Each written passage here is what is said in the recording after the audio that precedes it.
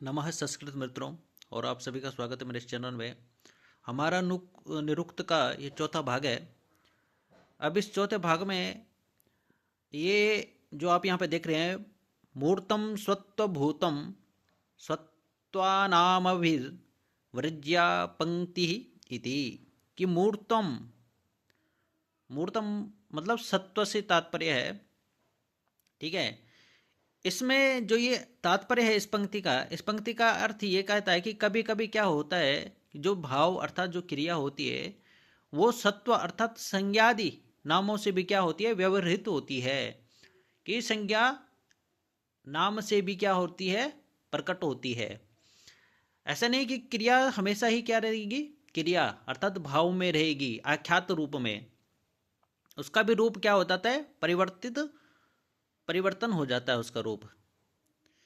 यहाँ पर व्रजा और पंक्ति क्रिया होते हुए भी द्रव्य अर्थात सत्व रूप में नाम के रूप में प्रयुक्त हुए हैं। अब यहाँ पे प्रश्न बन सकता है कि जो व्रज्य है और यह पंक्ति है, यहाँ पे किस रूप में प्रयुक्त हुई है। तो आप यहाँ पे कर सकते हैं कि व्रज्य और पंक्ति क्या है, क्रिया होते हुए भी सत्व रूप में अर्थात नाम रूप में प्रयुक्त हुई है। ठीक है, ये आख्यात का अपवाद है।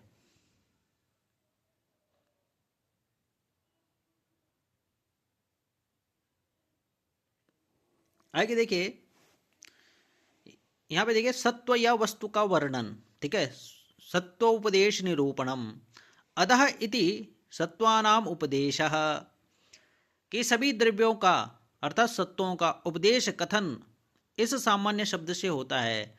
ठीक है, अधः इति सत्वानाम उपदेशः, सत्वानाम उपदेशः किस शब्द से होता है, तो अधः। ये कौन सा है, तो सामान्य है। ठीक है, सामान्य और विशेष।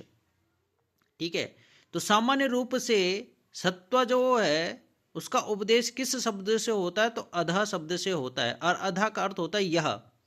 ठीक है, अब हम आप जानेंगे तो और भी आपको स्पष्टता हो जाएगी। जब हमें किसी भी वस्तु का नाम या लिंगादि का ज्ञान नहीं हो पाता, तब हम यह क्या है इस वाक्य का प्रयोग करते हैं। तो यहाँ पे जो यह है ये अधही का अर्थ है कि जब भी कोई ऐसी नई वस्तु होती है जिस वस्तु का न कोई लिंग है, न कोई वचन है, न उसका कोई नाम है, तो हम सिर्फ यह कहते हैं कि यह क्या है। अब जो यह क्या है इतना जो हमने कहा है, यही क्या है, सामान्य शब्द है। तो सत्वानाम उपदेशः किससे होता है, तो अधा इस शब्द से होता है। ठीक है, याद रखिएगा कि सत्व जो है उसका जो उपदेश है, सामान्य उपदेश जो है वो किस शब्द से होता है, तो अधा शब्द से होता है। समझ में आया, किम अधः। ठीक है, किम अधः यह क्या है, या किम इदम यह क्या है। ठीक है, तो सामान्य उपदेश जो मैंने ये कहा, ये सामान्य उपदेश है। और विशेष उपदेश अर्थात जैसे गौरस्व पुरुषो हस्ति। ठीक है, गो अश्व पुरुषः हस्ति, ये शब्द क्या है, ये विशेष उपदेश है। अर्थात जब किसी व्यक्ति विशेष का, किसी वस्तु विशेष का, ठीक है, हम नाम सहित उच्चारण करते हैं तो वो विशेष उपदेश होता है। जहाँ सत्व का अर्थ द्रव्य से है, जिनका अपना एक आकार और नाम होता है, उसे हम विशेष उपदेश कहते हैं। और विशेष उपदेश हम नाम लेकर ही कहते हैं। प्रश्न बन सकता है, गौ हो अश्व पुरुषः, यहाँ पे क्या है।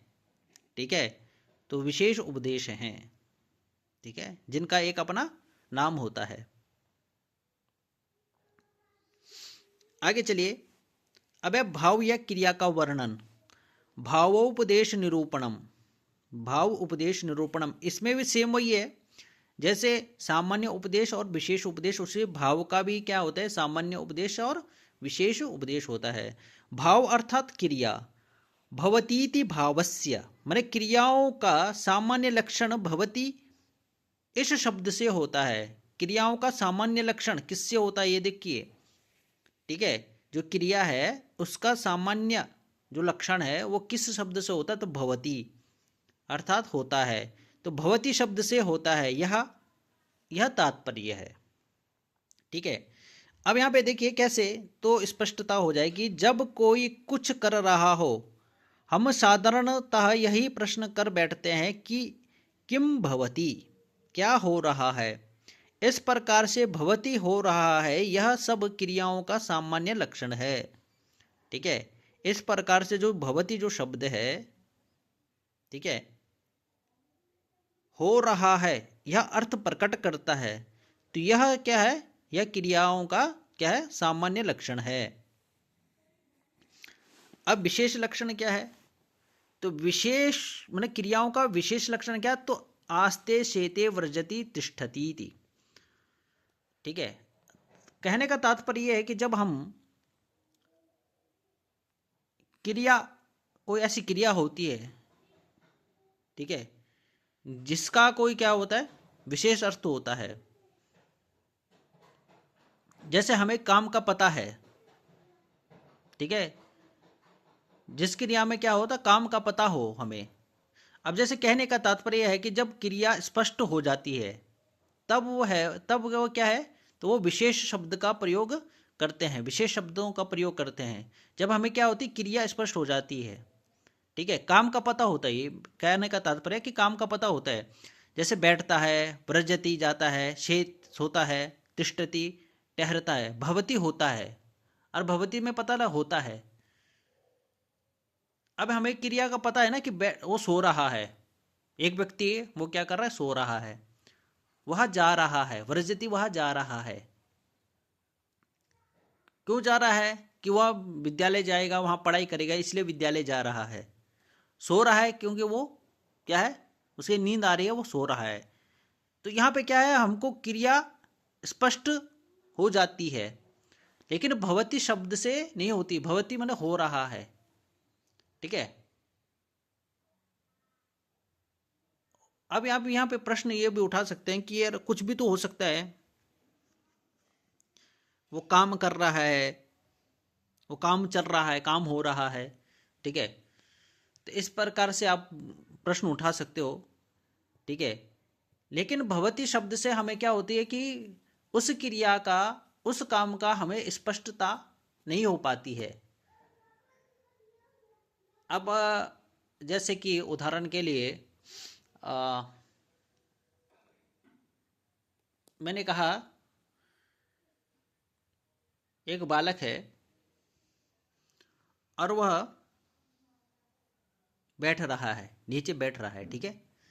तो वह बालक बैठ रहा है। अब मैंने ये वाक्य कहा और आपने वाक्य सुना, वाक्य सुनकर साथ ही साथ आपने क्रिया को होते देखा कि बालक है, खड़ा था, वो बैठा है, अब बैठा। क्यों बैठा, जब प्रश्न उठा, क्योंकि उसके वो खड़े खड़े क्या थक गया है, इस कारण से वो बैठा। ठीक है। ये यहाँ पे अर्थ ये समझ में आया। ठीक है। जैसे व्रजति जाता है, राम जा रहा है।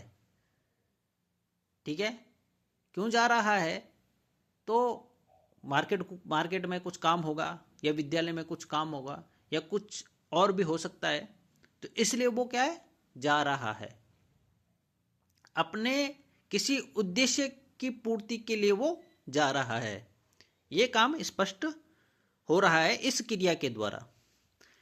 अब भवती जो शब्द यहाँ पे प्रयोग किया है कि सामान्य लक्षण भवती होता है, कि क्रिया का सामान्य लक्षण। ठीक है।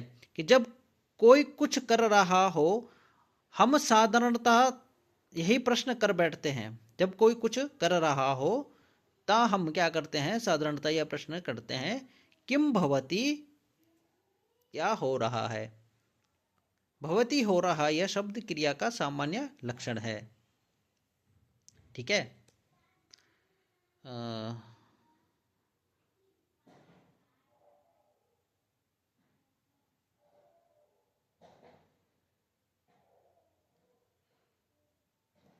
वही कहा ना मैं कि जब काम का यहाँ पे क्या होता है कि काम का पता नहीं होता है, तो हम पूछते हैं किम भवती, क्या हो रहा है।